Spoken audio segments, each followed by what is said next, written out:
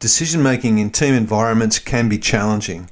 As managers, we often don't have a clear model and process for delineating the decision-making process, the levels of authority and responsibility.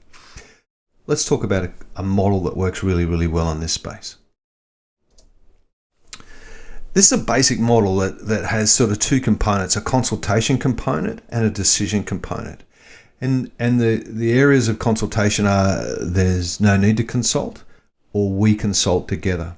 And the decision making is the manager makes the decision or the team member makes a decision, right? And so if you're having a discussion with one of your team members, you'll say you'll work through this model. And a Q1 decision is a decision where the manager makes the decision and there is no need to consult. So quadrant 1 is around that. So quadrant 2 is we'll discuss, but the manager will decide.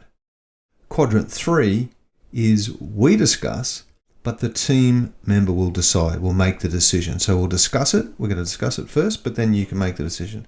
And the fourth one is there's no need to discuss it. The team member can make that decision. So it's quite a simple model that gets you to articulate whether there needs to be consultation before a decision's made and who has the final responsibility for that decision making. Some quick tips how to use the model. Make sure you set some really clear expectations that set out the sort of issues that might apply to each quadrant. All right. And then that can also lead then to a discussion about accountabilities, responsibilities, and authority. Things like, you're responsible for the management of the team, but all hiring, firing, and promotional decisions are Q3 decisions. Or any issues that have the potential to impact the brand or the culture adversely will be a Q2 discussion. So set some clear expectations around that.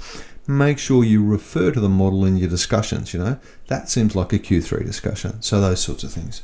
So the next step is to think about how you're going to work this with your team, explain it to them, and use it as a model, put it up on the wall so that you all know where it is and you can refer to it back when you need to.